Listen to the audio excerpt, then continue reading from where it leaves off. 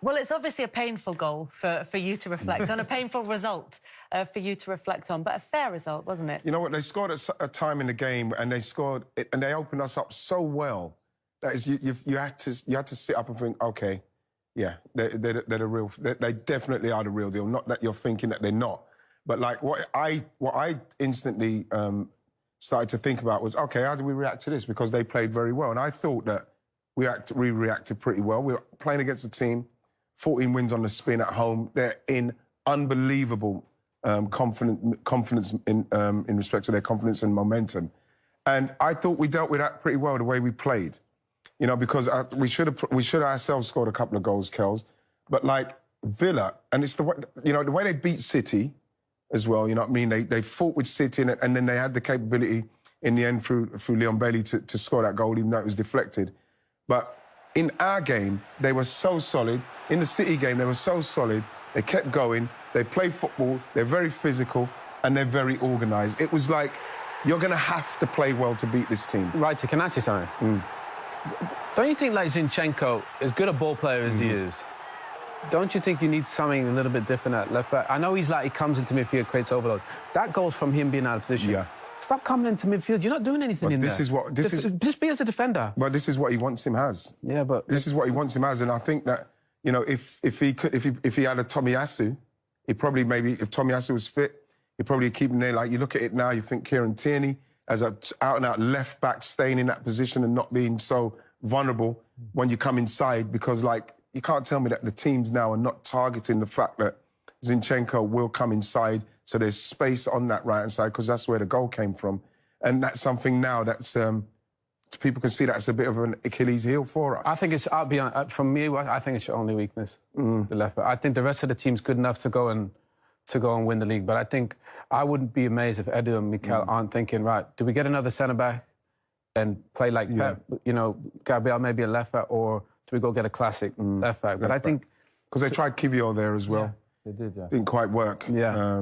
You know, but I think that Villa have to get a lot of credit, because obviously Unai knows about Arsenal. He knows how Mikel wants to play. And I thought they put us under a lot of pressure. And we still kind of came out of stuff and created something. So I was very calm about it. But I was thinking, can we get the chance and can we take the chance? Because that's what we need, Julian, the half chance so you get yourself back in the game. Because we had enough possession, Kells, where we put them under pressure, but in the end, the goalkeeper made a good save. The two for Odegaard, especially the two that Odegaard made, the one that Martinez said, the other one that is off target. I think Saka as well on that offside. There's a lot of things that's just like little margins. You just have to be a little bit more, you have to be a bit more focused, because we know how the margins are. And, you know, Saka seeing the whole line, and it was a high line from Villa. And I thought we took quite long, Kells, to break the back down. We've got to move it quick and get through that high line. And sometimes I thought that Saka, you can't be offside when you can see the whole line. That is one of the things that you can't be. The delivery of the ball was a bit too late at times. The goal that Saka scored that is marginal offside. Wright can play a second earlier and he's onside. Yes. But from all the away performances at Villa Park this season, I think this was the best. Yeah. Arsenal played well. Emi Martinez said after the game, we suffered for 85 minutes, which they didn't do against City, where they controlled the whole game from start to finish pretty much. So they are positives, but at the end, you still lost the game. They're so strong. We've said this so many times, though, this season, or certainly since the opening 3 weeks or so, is that a defeat doesn't feel as catastrophic in terms of a title challenge this season as it has done in previous seasons, because there are teams out there who can all take points off each other. And Aston Villa have just had the most extraordinary week. That really controlled performance against Manchester City, a City side without Rodri, and we know the difference that makes. Without De Bruyne. But then getting the win against Arsenal in a very different way and still managing to get 3 points against two of the tops title challengers. It takes them up to third place in the table. It's been incredible for them.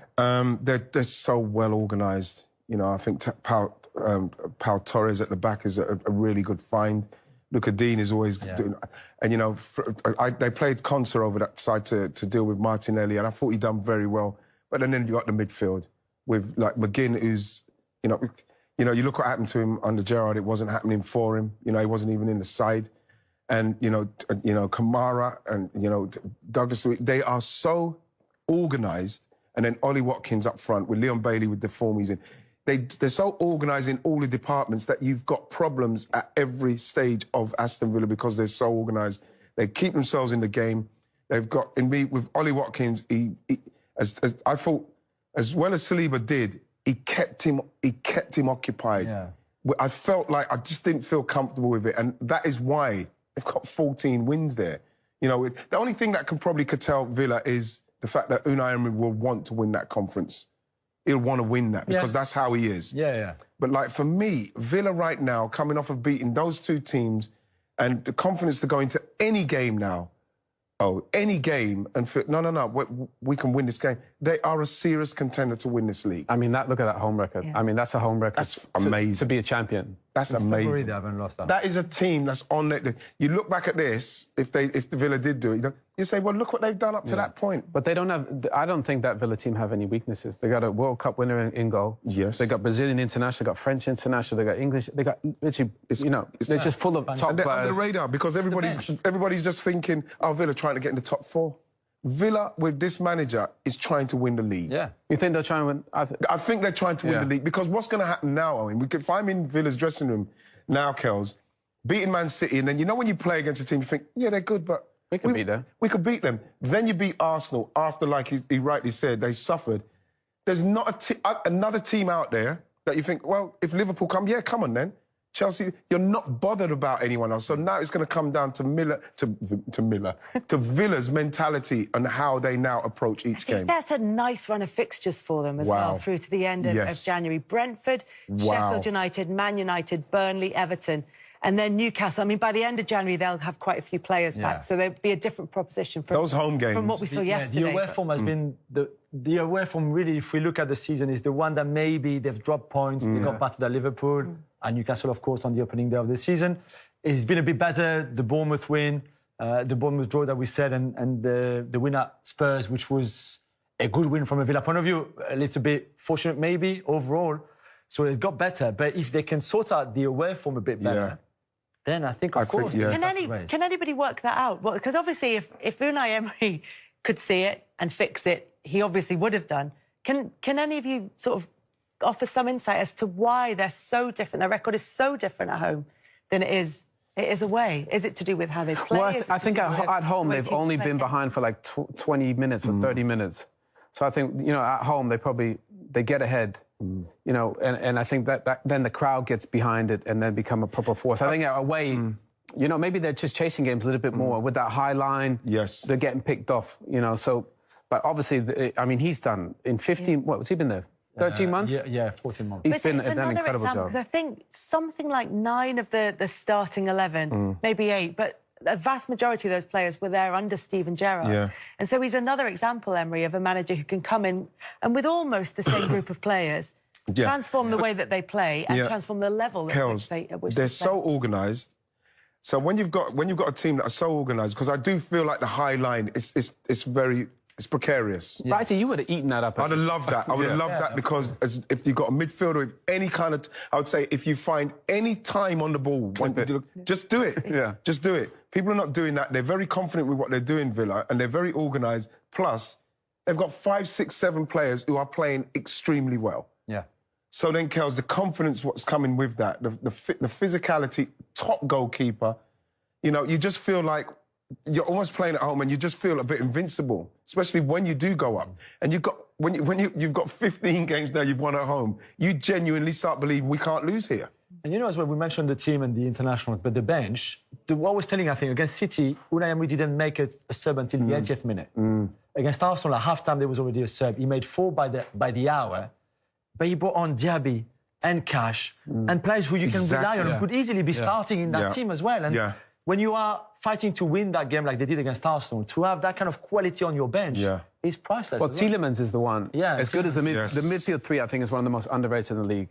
Luis, Kamara, and McGinn. But I think Emery realised he needed something different. He needed anybody in Tielemans. Yes. And he just plays that little extra pass. He saw something in the way Pep played, in the way Arsenal played. Let's get Tielemans in there. Just keep it a little bit more. They have no real wingers. Quality like that. And it's amazing his attention to detail, Emery. He's exceptional. He makes very few changes. I think Villa are either the team with the fewest changes to their starting lineup, or they're certainly one of them in the Premier League. And I wonder if that might be something that comes back towards the end of the season or in the second half of the season, that maybe the squad isn't quite big enough, so an injury here or there might destabilise them, maybe sort of finding themselves in a position where they are challenging at the top of the table might just knock them off course? Because I think there's definitely a sense that this can't last for Villa, but what do you think the reasons for that are? Well, they're having a lot of luck with the injuries. I think everybody's having injuries. But then you look at it, you think, OK, who gets injured? If Ollie Watkins get injured, maybe McGinn gets injured, the goalkeeper. You know what I mean? They don't seem to be...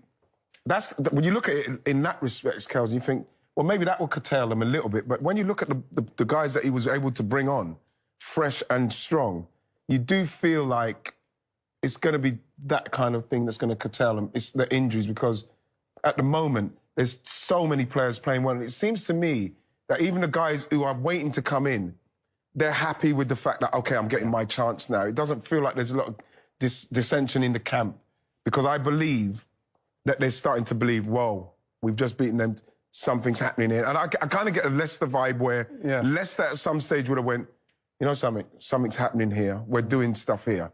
You know what I mean? So it'd be interesting to see if the club think that, right, now with this window, Champions League, maybe even the league, should we maybe go get somebody to help Ollie, lighten the load at the top of the pitch, maybe get another body? Because if they go get two top players, you know, with Monchi and Emery, they don't really miss in the market. So if they go get two to help out with the depth, wow. Villa, And the thing is, Villa are going to be a problem. They're going to be a problem, because you can go in January, you can say to him, listen, I need him and I need him, and I think that we can actually have a real proper go at this.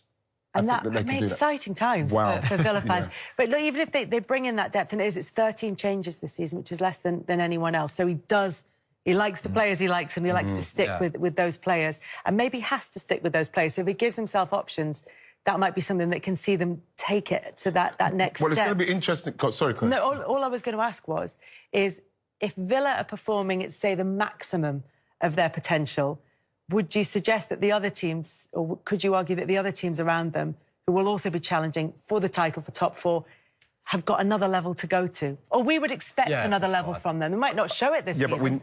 I think they all have a level. Arsenal got more. Liverpool City got more. City got a lot more, especially with Kevin coming back. But Tottenham have got players to come back to fitness. Newcastle have got players to come back to fitness from January Villa onwards. Will have to maintain that level of performance through the matches. They will have to go away at City. They will have some tough away. Yeah, that's the thing. That's what I wonder. That's what I wonder if that's going to play into it. That's them as well as they can do, which is brilliant. Yeah. But the other teams are going to come stronger. Yeah, it's a good question, Kel, because you do feel like Villa right now are probably... If you say the best we can do is what they're doing now, because peaked early. Yes, and then now you just go on you just go now. You just keep going and hope you don't get the injuries. But it's very exciting for Villa now, because if I am the owners now, I'm probably going to give him whatever he wants in January. I'm going to give him it. Keys to the city. I'm giving him the keys to the city, because he can go in there now, Jules, and say, you know what, 100%. We've just beaten them and we've beaten them. I think if we get him and him.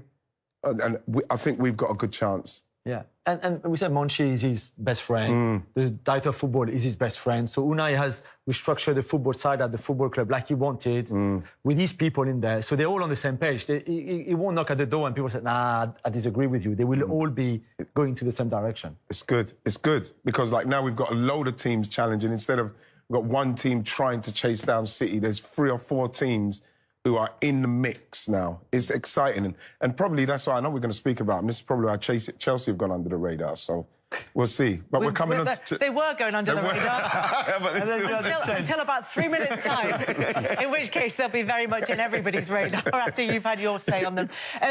By the way, Aston Villa on the same points total as Leicester were at this stage of their title-winning season. Wow. I'm feeling something else. I'm feeling something. That man producer.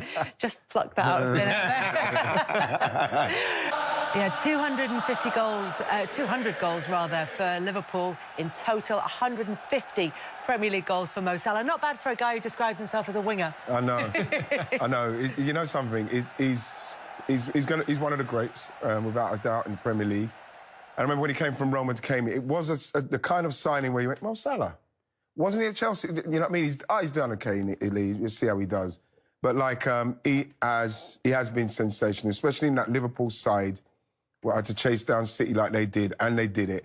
And enough from Diaz and Nunes and Gakpo. and even and Jota.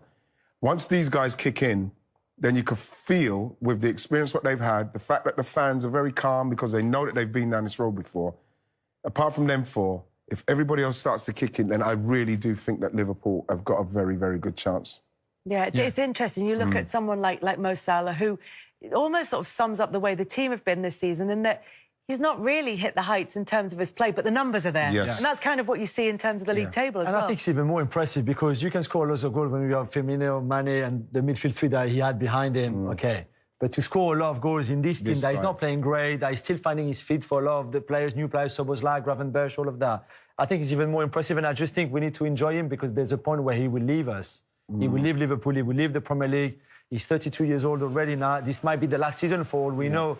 And I think we will really miss him, and we will realise even probably how great he was when he won't be there anymore. Yes. To have, okay, this is not his best goal of the whole 200, but it's a very important one to come back at 1-1 against Palace. Yeah. But yeah, I think we need to enjoy him for that. A huge deflection. Harvey Elliott was joking in the post-match interview. We're going to tell Mo it's a deflection. That's not officially his 200th goal, but obviously it was on target, technically, even though it was diverted well past the goalkeeper.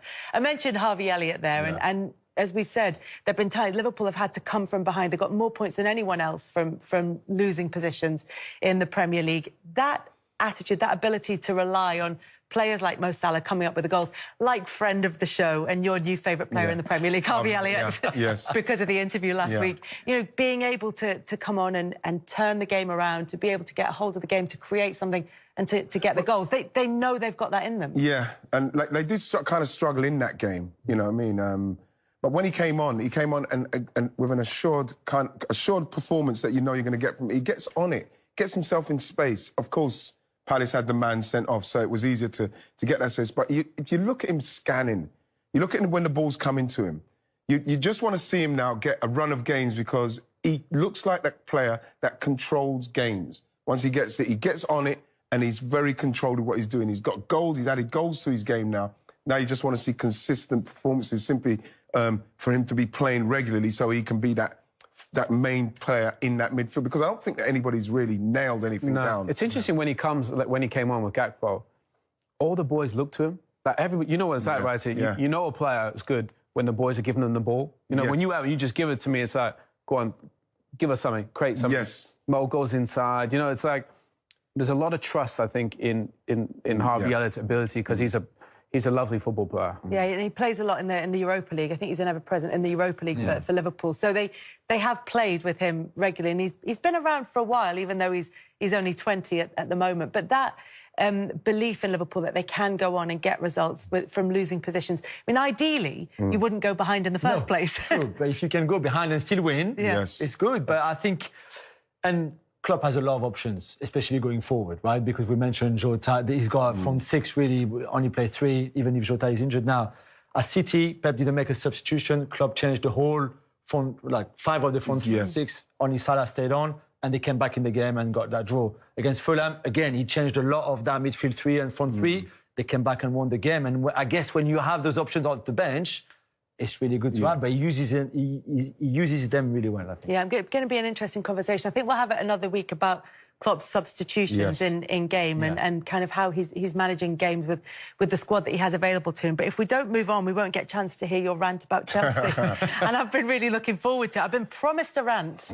It's not really a rant, Kels. It's just they're you're not angry, you're just disappointed. Is that what you're going to tell us? Yes, that's exactly what it is. The thing with it is, Kels, is that I feel that they've... I think it's just because Poch is such a nice guy, and the fact that there's so much going on in the Premier League, so many great teams playing very, very well at the moment, and Man United, because we know that when Man United are not doing well, you know what I mean, the whole world apart from Man United are quite happy. But the fact is, Pochettino and Chelsea, for me, are playing worse than United. If you know, and I'm not saying that disrespectfully on it, but like when you look at them, their organisation, the way they're playing, you know, you've got 2 midfielders in there, £200 million worth of midfielder that are being walked through. What is going on? Pochettino is the manager. They're supposed to help young players and nurture young players, and they get better. We saw that happen at Tottenham, and we're seeing a Chelsea side now what look to me like they're just adrift with what they're doing. They're adrift with what they're doing. So I don't know how that's going to pan out. You've got young players that are still learning the game, that are in a club like Chelsea, the stature of Chelsea, and they're under immense pressure that they don't look to me like they can get out of. They look at the inconsistency in that, and I know they got the win against Tottenham, but that was a chaotic game. They could have lost that easy. And they went down to 9 men. 9 men in that one. And then it was, you know, the win against Brighton, which was significant because of how well Brighton have been playing. But that inconsistency almost feels like it's one of the hardest jobs to sort out in football. Why do you think they are showing that they can put in decent performances?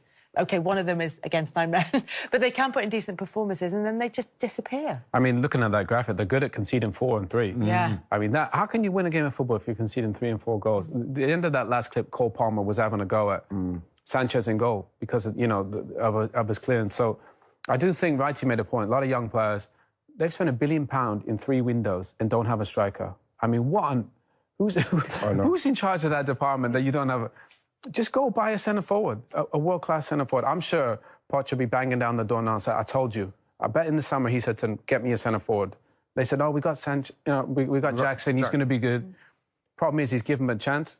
No. You know, he's not the level right now. No. You know, he's a squad player. I think Poch will be saying, get me a centre forward and, you know, get me a couple more players. But the thing is, if you put Osimhen in there with the way that they're playing, I don't know if I think obviously it'd take the half chance, but from going to when you're attacking Chelsea, there's no resistance. There's no plan. There's no plan. We're going to say the same thing that we said about United, although they're worse because they're 12th in the table. Their goal difference is 0. This is Chelsea Football Club. They've scored as many as they conceded. It's unreal. There's no structure in possession, no structure of possession. There's no patterns of play. There's no style of football. There's no identity. It's just so bad. Does Pochettino have to take responsibility for this, or has he gone into a chaotic situation? A bit of both, but for him, it should be better by now. Mid-December, they should be playing better than what they've done all through the season. I think there's none of the compartments of the team, defence, midfield or foot, you can build on. He's going in and he's having to build on everything. I need to sort my defence out. How long are you going to keep Thiago? Yeah. You know what I mean? You've got defenders there, the midfield. What are you doing about Enzo and Caicedo and Gallagher? Yeah. You know, and then up front, you know, yes, Raheem's kind of hit form a little bit, but then he's fallen off again because he's not. The chances are not happening, and then Jackson's missing chances. Is Broja going to do it? I don't know what's going to happen. I think you look at Chelsea. I think they tried to sign players 23 and under, 22 and under, all similar level, £50 million players. But the problem is they don't have a superstar there. Cole Palmer's come in, barely played at Man City, and he's their best player. He's the leader. I mean, he's the leader. How was that even possible? So I think they got to figure out, they need a superstar in there, or they need somebody, you know, Arsenal they got Saka, and they got Ødegaard, and you got, you know, Martinelli. They're the guys who go win your games. Who's going to win that for Chelsea? Right now, they chop and change all the time. You don't know. And I think for Poch, he's probably thinking, I didn't sign up for this. You know, I thought we were going to get some bigger names at the top of the pitch. I think he likes young players, but I think he needs a couple world-class ones to make the difference. Is this a hard... Sorry, you were talking about Nkunku. Yeah, just that Nkunku's going to come back, but people can't believe or can't think that he's the answer and that Nkunku's going to come back and everything's going to get better. Yeah. Sorry, No. I was only going to ask if maybe, you know, you're saying that they're playing worse than Manchester United. Are their problems more difficult to fix than Manchester United's? I'm not. No, I don't think so because we've seen that the way the rate in which they spend their money. It depends on who they're buying and what the plan is. You know, it's because we were seeing something where they just buy him and buy him and buy him and 8-year contract, this and that. You just think to yourself, what's the plan? What's the plan for it? What is the plan? For Chelsea, we will see as the season progresses. And like you said, it might be that they have to go out and bring in a superstar in the next window and spend more money, try and see if that fixes the situation for them. But they find themselves in 12th place in the table after that defeat by Everton, who we should mention got that hugely significant win. They'd be above Chelsea in the table if they didn't have their 10-point deduction. 4 post-match interviews from Anfield and all 4 saying virtually the same thing. A tough game. What do you say? I'll make it 5 then. It was a really good game. Really enjoyed it. There were chances, there was controversies, there were goals, a lot of yellow cards for a game that didn't really have too many bad tackles. But it was a great advert for the Premier League. 2 teams that are obviously going to be fighting there at the end of the season. Liverpool may have just edged it on points, but I thought overall it was a pretty fair result. When you look at all the stats, they pretty much mirror each other. So it was a really good game, one that I enjoyed. I think as well, why you hear them saying about how intense, and Mikel's saying it's one of the best games 20 years, and how intense it was, is because of what they expect from each other, and they knew that any mistakes was going to be punished, and that's what I thought happened with the 2 goals. It was 2 mistakes by players, and in the end they got punished for those things. But in the end, it was more a game of, you know, not enough going on in both boxes for me. But it was the jeopardy of what could have happened, why everybody thought it was so intense. Let's stick with you. What were the mistakes by Liverpool for the opening goal? Well, I think for Liverpool with the opening goal, like I say, Arsenal firstly, the closing down is what I was expecting from them. And with a Liverpool side, you wanted to make sure that you close them down so you can win the ball back in these areas, and then bam, you get this kind of situation, this scenario. And then you've got the quality of someone like Martin Ødegaard, who can put it in there on a sixpence for you. We can see how tight it is. Liverpool trying at first to try and keep them offside. But then once they fall back in, you know, everybody is onside. And then you can see the fact that they're onside here. You can see from behind here. But I think that you look at someone like Konate and he cannot get himself back inside Jesus and Gabriel Magalhaes, sorry. And so once this is happening, if the ball's good enough, he's got a free header. And that's the mistake that Liverpool made in that situation. You see him, he didn't know if he should go in, if he should come out. In the end, he leaves them with a free header and he punishes them. He's done well to score there. He has. It's a lovely header of the ball.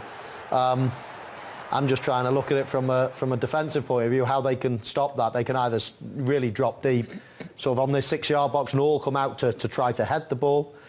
They can actually play offside. If they're brave enough. If they're brave enough. But you wouldn't want to do that every time because, you know, eventually you get caught. Or, you know, you have the situation where it's a little bit tricky. I mean, I remember when the rule came in, you could stand offside and all the rest of it. I used to watch Ruud van Nistelrooy do it all the time. He used to stand offside all the time. And as soon as a ball was kicked, he would go this side all of a sudden for a split second. So he's onside for literally a split second, offside all the other time. And he was brilliant at, you know, bending that rule, let's say. Yeah, absolutely. Amazing. And that's what Arsenal have done there. Really clever from them. The equalising goal was a milestone one for Mo Salah. Let's talk about the finish. Well, the finish was like, you know, we know what he can do, but you cannot give Trent Alexander that time, even though he's picking the ball up as the deepest man. Once you get into this situation, you have to keep him on the right foot. You cannot let him come back in because he's been doing that since he... You know, look at the space. Gabriel Jesus goes, but it's too late. Look, he's within a yard. If he does that and cuts the ball off to their most prolific attacking creative player, you're probably going to stop that pass.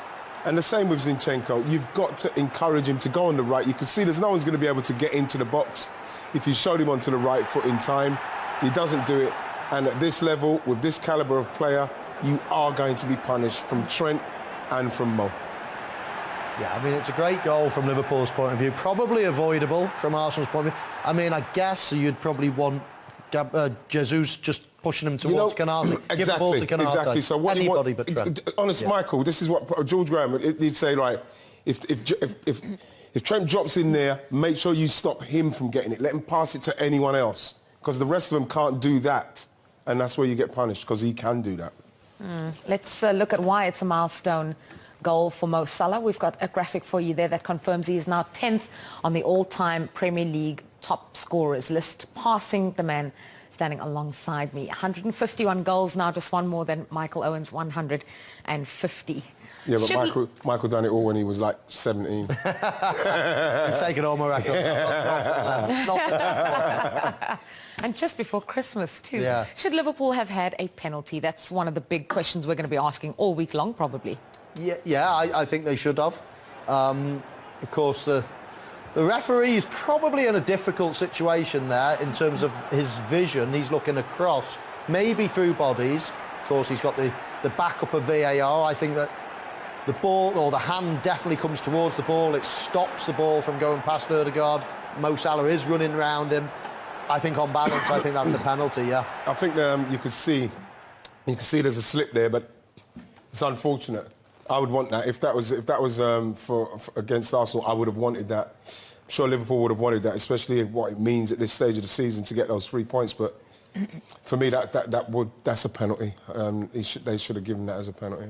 Our two former strikers in the studio calling for a penalty. Surprise, surprise. Let's hear the expert's opinion then. Dermot Gallagher, former Premier League referee, is joining us now here on Matchday Live Extra. Dermot, do you agree with the two gentlemen in studio, or do you think that was the correct call? I do agree with him in the end, Jules. Yeah, I think when I first see it, I thought he was slipping, very much like the referee, and I can understand the referee on the pitch not giving it. I think he's slipping. The VAR felt that with the subjective nature of handball, he thinks he's slipping and his arm's coming in. But when you see that last picture, Jules, it looks like he moves towards the ball, and I think a more acceptable decision would have been a penalty. Wouldn't they look at that, Derm, just to feel like, with everything what we're seeing now, I cannot understand how they've not given that, because Mo Salah's going in to maybe get the ball on the other side of it. Martin Odegaard, yes, he might be slipping, but he's not falling over. You know, where you can see the arm going down to the ground so the ball's hit it. It felt like the arm came towards it. I just can't understand what he's thinking was to not give it. And having seen that, you know, I'm in the camp with you and Michael, I think, you know, it's there. It's just, it almost traps the ball. And I think a penalty is much more acceptable and would have been much more understandable. What you would say, though, Wrighty, is that if it was given on the field, the VAR was never going to overturn it. That's the vagary of the system. Yeah, I don't think anyone would complain about that. No, absolutely not. Derm, I've got no real massive problem with the referee not seeing. He's probably a fair distance away and maybe not at the greatest angle. So why do you think VAR didn't intervene and say this is a clear and obvious one? Do you not think it met the threshold? Well, as I said, Michael, I can hear them speaking, and I heard him say back to Chris Kavanagh, I heard him say, well, he's slipped and his arm's coming in towards his body, he's making himself smaller. So whether he's just felt that and not seen it like we have, or whether he hasn't seen the angle like we have, but without doubt, the angle the last four of us have seen is the most damning one, isn't it? You see his arm come in, it does come in, but without doubt it plays the ball. I think that, for me, they've got to do away with all that, oh, he's falling and he's made himself smaller, and that's handball. And that's as simple as it should be. Don't overcomplicate it. That was handball today. All right, Dermot, thank you so much for giving us that insight. Great to have you with us on Matchday Live Extra.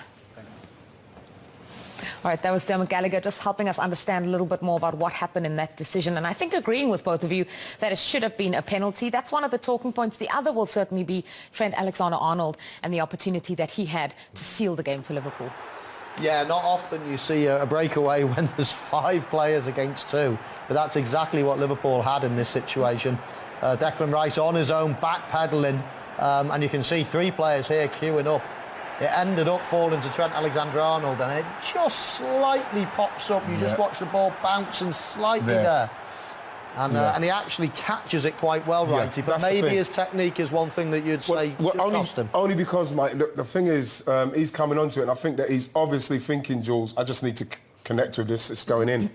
But what you notice is that as a strike, those things can happen where it just bobbles up a little bit. You've got to get over it. You've got to get over it and get over the ball so as it stays down. And I think that as it bobbled up, he was a little bit leaning back and bad, and that's why it went on the bar. But I was pleased to see it, if I'm going to be totally honest, but I was not expecting them to miss that. I've seen Arsenal beat Liverpool at Anfield since he was a player. Let's get thoughts from the 2 men still alongside me. If people are just joining and they're just seeing this for the first time, the scoreline, how would you sum up this game for them? I thought it was quite an exciting game. There's a lot of anticipation in it. Didn't see as many, for me, from Arsenal especially, shots on target and attacking play, but I think that's to go down to Liverpool. And the way they kind of restricted us, restricted space to Odegaard, to Saka, to Martinelli, in the end got taken off himself. And I think that in the end, you probably have to say Arsenal were very lucky to come away with the point, because we could and should have lost the game, especially the Trent Alexander chance. He should have scored it. So we're very fortunate, and I'm happy with that. What's your verdict, Mo? Yeah, a really good game. I mean, for those who have only just got back, where have you been? Because it was such a good game. Yeah. You got to plan your day around it. No, it was a very good game. We thought it was going to be good. These 2 teams are definitely going for the title this year. Both good enough to have a good run at it. Yeah, I mean, if you're scoring the game on points, then you'd say Liverpool. But I don't think you could come away and say, oh, Arsenal, definitely deserve to lose. I think they played their part in a good game. As Wrighty said, Declan Rice was absolutely everywhere, and if you've got him in your team, you've always got a chance. They've got a good centre-half pairing as well. So they're a very difficult nut to crack, and plenty of teams have tried and failed at Anfield, and to get a point is a very good result for them. They did actually manage, that's Liverpool, to crack that Arsenal defence. There was a big moment where they were 5, I think, versus 2, and still couldn't find a way past the woodwork, in fact. Let's talk about this. It was an Arsenal corner, Jules, and they just got in each other's way here, and all of a sudden two players are out the game, and Liverpool break fast. And as you say, 5 against 2 there, there's 3 queuing up, and I was just waiting to see when Mo Salah was going to release the ball. Jim Beglin in commentary said the ball popped up, Righty. I think it probably did a little bit. It did. You still fancy him to score, though? You know, the thing is, with his technique, I would, Mike, simply because when it popped up, I think he's just leaning back a bit there. And what you want to be doing is, you know how it is, mate. You want to smother that down into the goal. You see him catch it almost under that bit of the ankle bone and just between that bit where the boot is. And so he's caught it so well, and that's because the ball's popped up and he's leaning back a little bit. That's why it's gone in the air, but you've got to get everything over that. And like I say, with the penalty that they could have had in the first half, that chance there, we've got away with one, I think. All right, we've heard... They certainly have. Derek Ray, joined here in the commentary box, as always, by Lee Dixon. And it's all about action from the Premier League in this case. It is Manchester City up against Tottenham Hotspur. Yeah, thank you, Derek. Always my favourite time of the week, spending time with you at games. We should be in for a belter here with these two. And here's the Manchester City lineup. Ederson gets the nod in goal. Alexander Zinchenko starts with Joao Cancelo in the fullback positions. Kevin De Bruyne starts with Rodri in central midfield. And the main forward is Gabriel Jesus.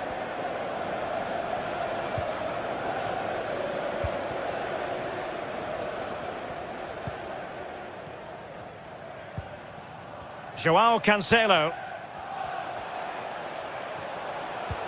Patient enough build-up. Can they carve out a chance? Must take the lead here. Well, they're going to be...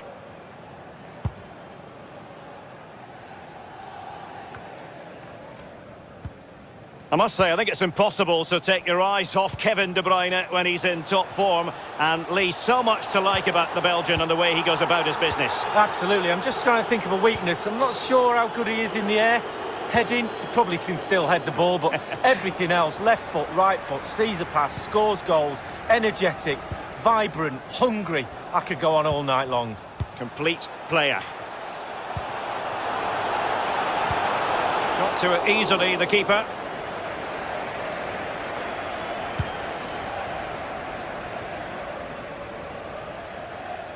Losing the ball, Dele Alli. De Bruyne threading it through.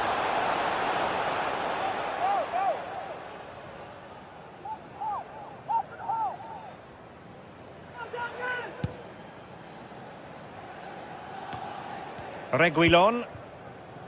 Now Son. Promising move from Tottenham. Well, the defending not the best here. And a Tottenham Hotspur pretty clear. Well, I like that, Derek. Good refereeing. Nice and strong. Told the player exactly. Ball is loose.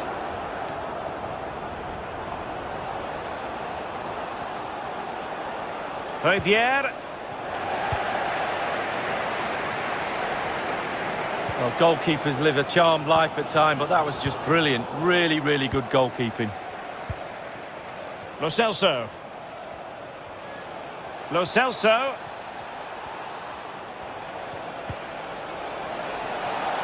Bale. Son in the centre. Just not testing the...